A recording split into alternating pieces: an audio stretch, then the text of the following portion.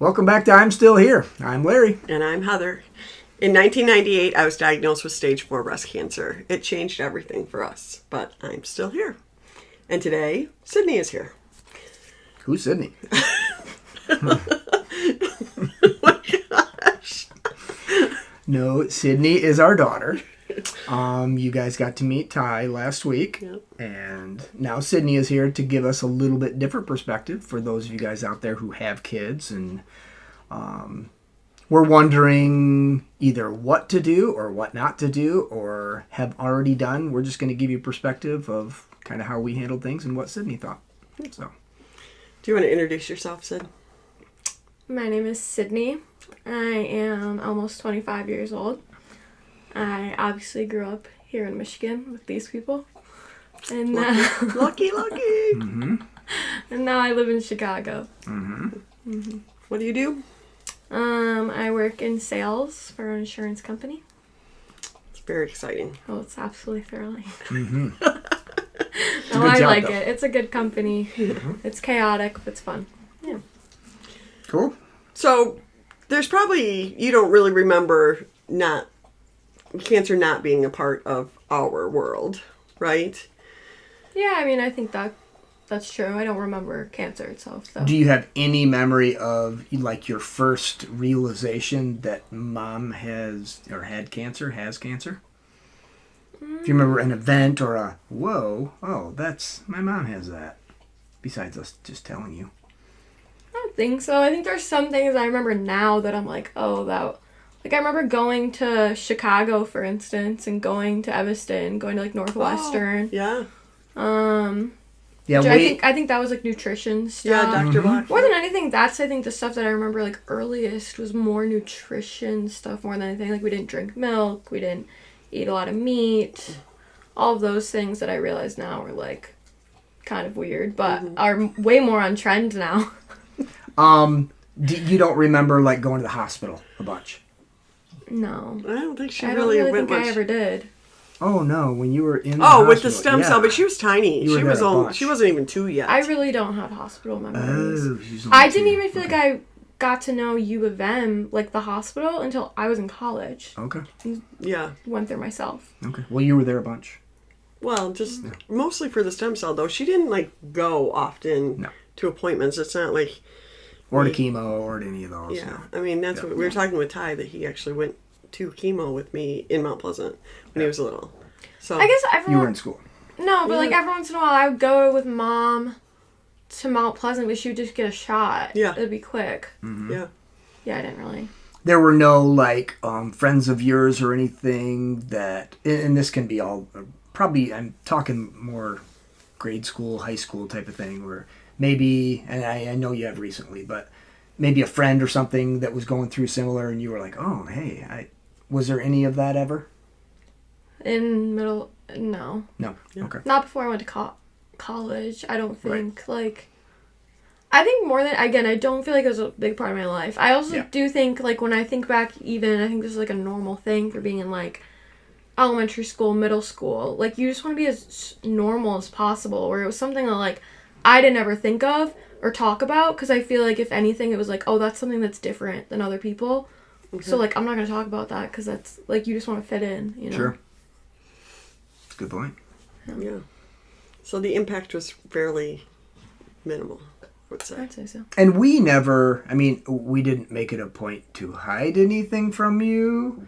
We didn't make it a point to tell you, but to not tell you. It was just, from our perspective, it was, I think, just whatever came natural or Well, I think that, I mean, you never want your kids to be scared about something. We weren't sharing that, like, it was scary. Also, I was having good results for the most part, right? So, I mean, 2004, I've been stable since 2004, which Sydney was still pretty young at that point. So I think we've been able...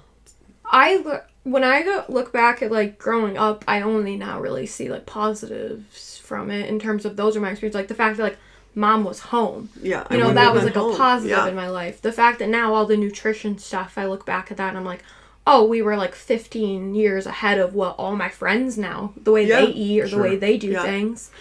All of that stuff I look at as positives. I mean, the only thing I really think of, like, for myself experiencing, I don't think I was ever stressed or worried. Ever. I think the only thing was, like, in college, obviously mom dealing with some of the side effects of having to do some surgeries. But again, I wasn't ever stressed or worried about it. It was more like, oh, I'll go to Mayo and hang out with you, you know, like, while you're there. Yeah. Like, yeah. But, I don't know. Yeah, we were talking again with Ty, and so the surgeries, the recent ones have been like, oh, this is happening, or with Ty, hey, can you watch the dogs, or whatever. But I don't think we've ever had to project like, this is really life-threatening type of thing. Also, like, I guess that's one of the things that I do look back and is, like, not really normal, but was normal in our house. So, like, even just, like, going to get a surgery or, like, all these things were like, oh, yeah, okay, well, mom's going to be out for a little bit. Like, we have talked about that. That sucks. That's normal. For me. That's normal in my life, right? That I've had Yeah. so many surgeries that everybody's just like, yeah, whatever, okay, cool. well, and, like, you've had surgeries and stuff, too. You've messed up your knees, like, 17 times. Like, I don't know. So that stuff, and that's just more, I think, kind of our mentality about things. So, pretty good about just rolling with it. Yeah. So one thing that has been brought up many times with my friends who have cancer when they have daughters is about risk, right, for their daughters. And we've done all the genetic testing, and there's nothing. I don't have any tumor markers or whatever, but can you talk a little bit about your experience with that and what you've done differently, or what? Yeah, so, I mean, I have an MRI on Monday, so, I mean, that's one thing, I guess, but I probably, when I started when I was 18, started going to a high-risk clinic at U of M. Yeah. Which, to me, literally just feels like I'm going to, like, the gynecologist, basically. She doubles as my gynecologist. Which is actually, like, really nice. I feel like I'm in really good hands with her. So I've gone to that same doctor now for probably 5 or 6 years. Basically started off with it'd be every 6 months, it'd be breast exams, and again, basically a normal gynecology appointment. And then when I was 22, did an MRI. Basically to kind of establish a baseline of what was normal for me.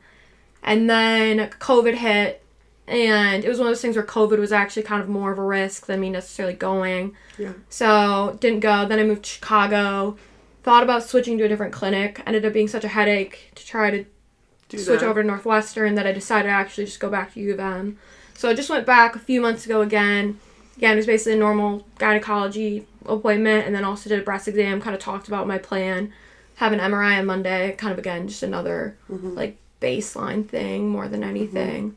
Which I think the risk thing, again, like, I don't have any markers. Even with that, like, I don't feel, I think this is me being pretty, like, rational, I don't feel necessarily at higher risk than any other human in the world. Well, that's where I. If anything, I feel safer about it, that, like, if anything, I'm way less likely to end up with stage even 2 cancer than any of my friends are, because it's going to be caught so much earlier. Even, like, most of my friends don't even go to the doctor, you know, and, like, she kind of doubles as my primary care person in some ways, too. Like, so. Well, and I like that she can, I mean, it's kind of, it's worked out really well, because actually the PA in your clinic was the PA in my clinic. So she knows both of us. She knows the history well.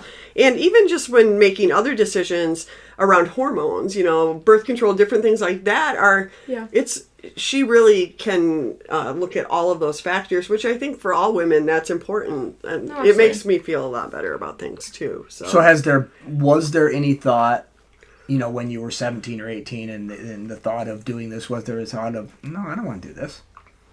No, I don't think so. I mean, again, it literally just feels like I'm going to the gynecologist, which, like, other women have to do. The only thing that's a little annoying is I don't like the MRIs.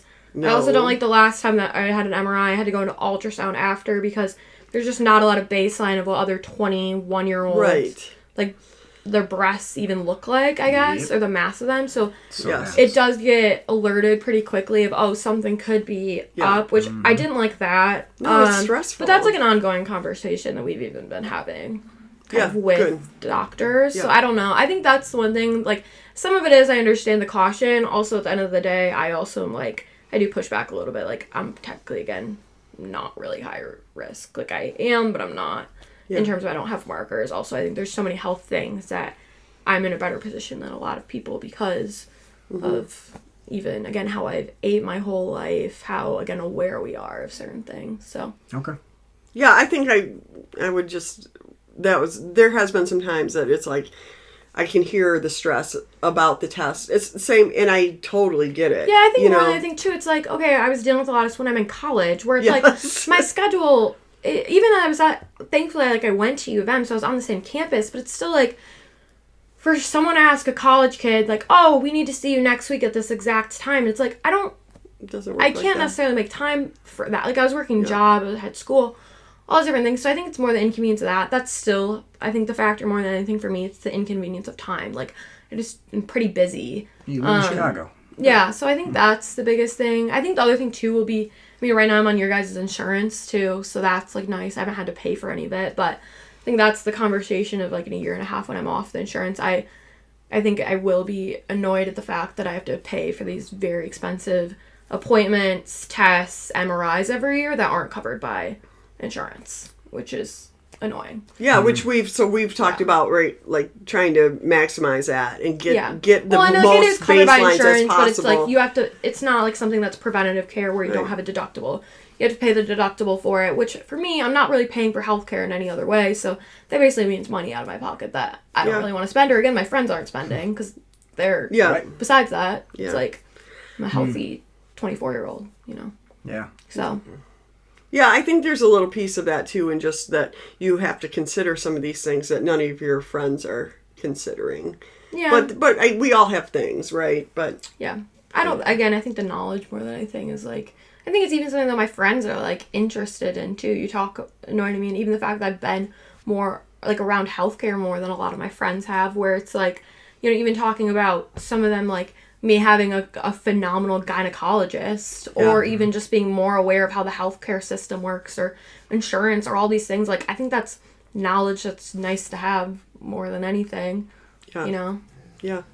So I wanted to ask, like, this is a weird question, but kind of like, what's your opinion of cancer? Because, and the reason I ask that is you seem a little like, yeah, you know, I'm gonna, you know, whatever, you know, if it could be stage 1, you know, is it possible that your opinion of cancer is, okay, whatever, because mom's still here and she had stage 4? Is that a little bit true compared to other people? I think I would be I think I'm aware of mom talking about cancer, that someone with like stage 1 of any, you know, most types of cancer, like, you're gonna live. It's very treatable. You're gonna be okay. You know, I think I realized that. Like, I'm just aware of that. That like, yeah, that's probably not gonna be an enjoyable experience, but you're gonna be okay. And like the fact that like there's different kind of diagnosis. You know what I mean? And there's different levels of that. I think the other thing in terms of how I feel about cancer, I feel like I'm just like the same as someone else who's like family hasn't had cancer in some ways of my opinion. Okay. Like I haven't experience. Yeah. I don't know what chemo's like. No, I've never seen anyone go through chemo. Sure. You know, so that's the other thing that I think is a little interesting about it. Absolutely. No, yeah, absolutely. I get that. That's why we're trying to get your perspective on this from not only a very young child while mom was doing the treatment, but now, you know, in your mid-20s and you've experienced a lot of life already. So, what about have you had friends who've dealt with cancer? I mean, I have like people that I work with or different, and again, I feel like with them, like with having like parents and stuff that's gone through cancer, like that's a totally different experience, being able to remember that and go through that, and then also like people's parents like dying, that's totally different than my experience. And like I think if anything in those situations, I'm even hesitant to bring up that mom had cancer because those are completely different experiences. I don't almost the opposite of what we've been talking about. You know, when you were diagnosed, of people coming up to you and saying a story about cancer, it almost always ended in they died. Whereas the opposite, you don't want to throw that in their face. No, absolutely. Or even try to relate to that, because that's like a totally different experience. Like, my life has mostly been positively impacted as opposed to negatively impacted by mom's cancer. Like, to say, those are just, I would never do that to someone. To say, like, oh, I understand what you went through, what you're going through. Like, I don't. I don't have any memories of, again, I don't even know what like, I don't know what chemo is. I don't know what any of those things are actually like. Yeah. Yeah. So. They're not great.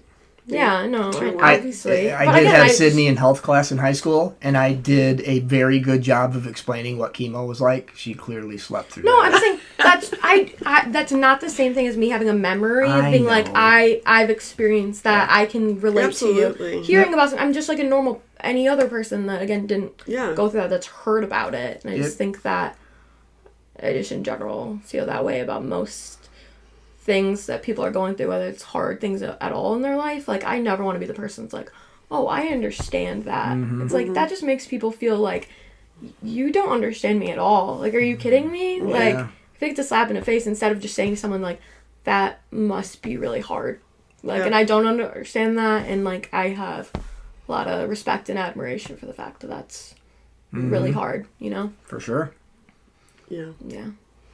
Which I think, like, the other thing, too, I think a lot of people are just, like, they're, like, scared of how, like, uncomfortable or hard things are for other people. So instead they want to say things like, again, like, oh, I understand that or relate to it in some ways because it makes them feel a little bit more comfortable. Yes. But it's, like, that doesn't Yeah. help that person at all. If anything, it just makes it harder. Yeah. Yeah. I'm glad that you have learned that lesson early on, I think, Yeah. in acknowledging people's pain and being able to say that, you know, when somebody's in a stressful or painful situation, you want to say kind of honestly, or I feel like, I'm sorry, you know, and I know that must be hard or whatever, rather than, hey, let me tell you a story about something that, so I, you know, that relates. Yeah. I do think I definitely have learned from more than I think even like hearing the stories about all the ways that people showed up for you in the right ways when you guys are going through that. I think I've definitely learned from that for sure on like how you can show up for people that are going through hard things of any kind, whether that's, and I think more than I think it's like not shying away from it. Yeah. But also just like being normal. Yeah. Just like being yourself. Yeah. You know what I mean? Well, and yeah, I agree. Not Being acting yourself. like it's like a different relationship or something's like changed because of someone going through a hard thing. Like, and even just being like, oh, you can still like laugh about like you like people even when they're going through really hard things like want to still laugh and have humor and like that's been a huge way that our family copes with anything. And like I think that's true with most of my friends when they're going through you know something hard now, like or again even like the work environment I'm in or all those things. Like a ton of people I surround myself do cope with humor and like that's totally okay at pretty much any moment. Or being able to help somebody in a way that, you know, is really maybe specific, but something that you're really good at or something that you know will be, you know, really helpful in a specific way, I guess. That's not throwing out the, let me know if I can do anything, but, you know, really kind of stepping up in a way that is good for you. So, do you think, I mean, I guess my hope would be that cancer ends here, right? And that, like, as we go on and, you know, you grow up and maybe have a family someday and all that kind of stuff, that it just becomes something that just trails off and goes away. That would be... Yeah, again, I think about it way more as, like, part of your guys' story than part of my own story. I love that. I don't really... That's never something I really think of when I think about what my life looks like, you know? Do you ever think about it, and this is just off the cuff, but, like, in relation to how, you know, you have a brother who was adopted, like, I don't know if you would have had more, we might have had more siblings that way. Do you think your family structure has impacted you at all? I mean, yeah, but, like, everyone's family structure is impact. I mean, like, my best friend has 4 sisters. Like, that's as much a part of who she is as it is for me that I have one brother and he's adopted, you know? I don't think that... Again, I think, like, imagining what life would have been like is just, like, it wasn't. Yeah. You know, like, that, I don't really think of that as, like, an alternative reality, because it's not what happened. So probably as much as anyone would want a brother, want a sister, want to, you know, that kind of thing, I'm sure. Yeah. It would be cool to have but not beyond that. Yeah, but again, I wouldn't change anything. I also love that in our house, like, there was always a million people here all the time, and I think that was a big thing about our family structure that was unique, was that, like, okay, let's say we had, I had 3 siblings. You know, there probably would have been a lot less other people that end up living with us or all that different stuff that, like, I loved. Yeah. And it was fun. Yeah, I think maybe because Yeah. we didn't have as large of a family as we might have without cancer, that we definitely chose to open our doors to a lot of kids. And I mean, we had a lot of kids that have lived here, and I think our just, like, definition of family, too, is just a lot looser than other people's as well. I think our house has always been the kind of house that's, like, anyone's welcome, but also, like, we're not going to change what we're doing. Like, it's chaos here on any given day. there's not a whole lot of whining here, right? Like, you can't be like, oh, poor me, because we're like, no. But Suck it up. We don't there's do people that. in and out all the time, and I think that's always been really fun, and I like that. That's awesome. So I've never asked you before, but I'm sure you have. I'm sure you talked to Mom about this a ton, but whatever. Have you read her book, Letters to Sydney?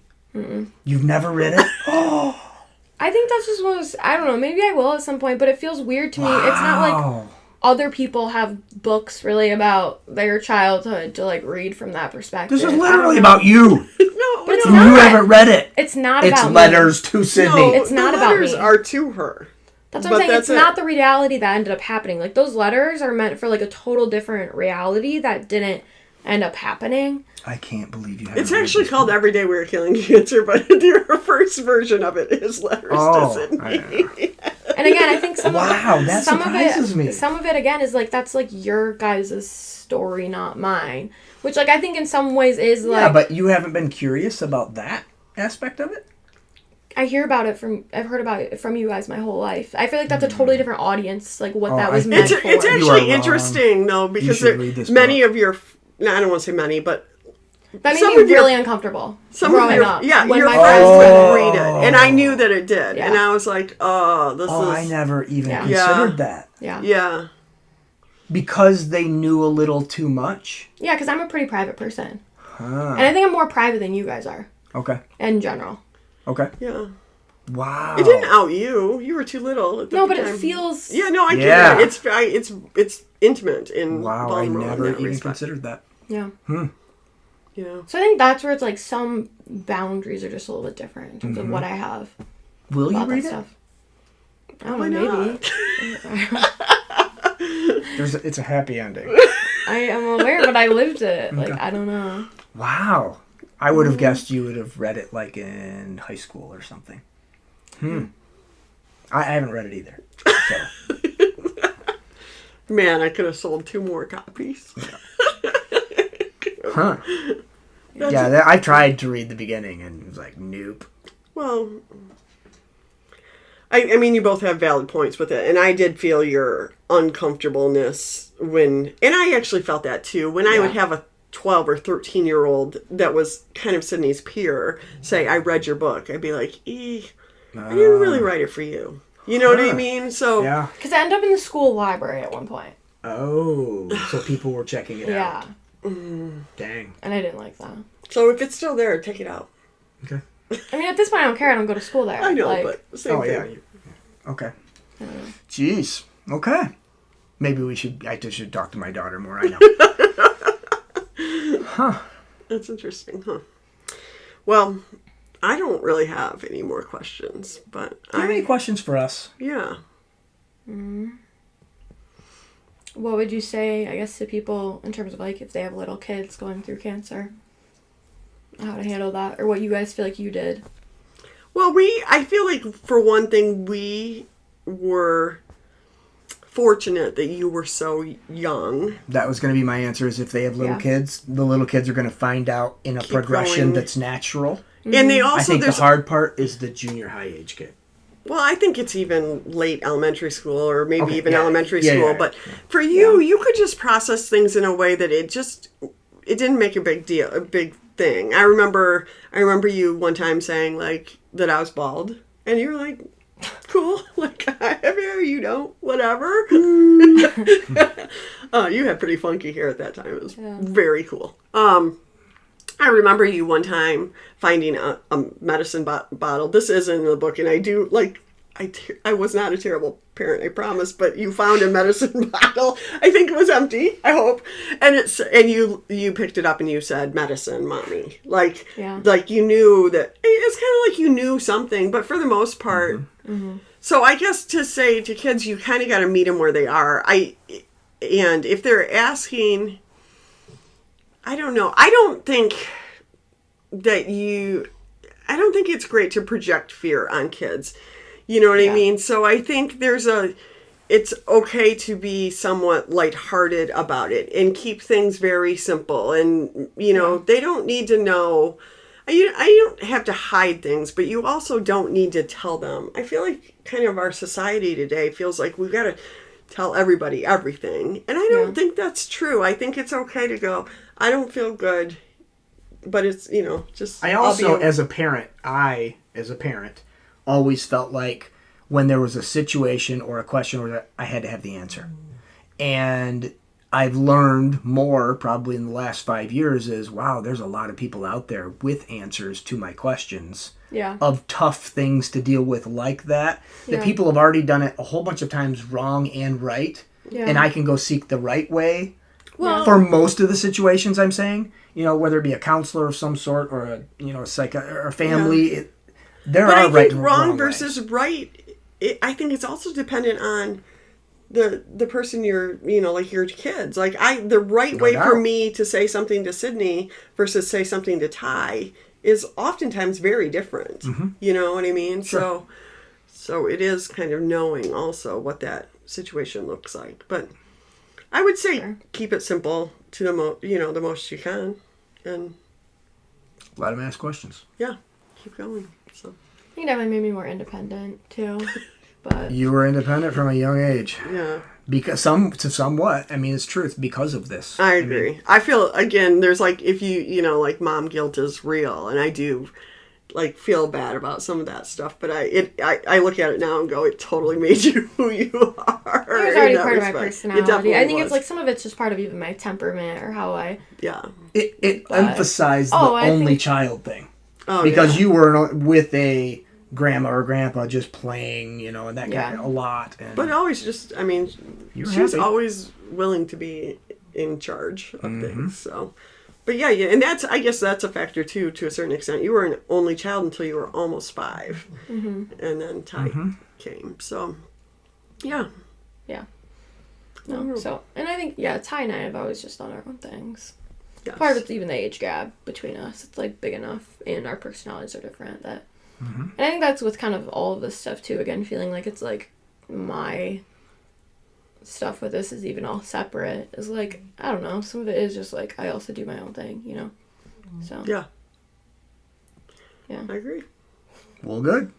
Well, thank you for being with us for this episode, and if you have any more thoughts, you can let us know. Maybe we'll book you again. You can post it on the comments. I think my final thought would be, I think it's like not what people would think, but I think it's like mostly impacted my life in way more positive ways than negative ways. We've mentioned that, which is weird to say. Yeah. But it's true. Yeah, and the reason that's true is because you are still here. Yeah. That's the truth. Yeah. Hit it, Ty!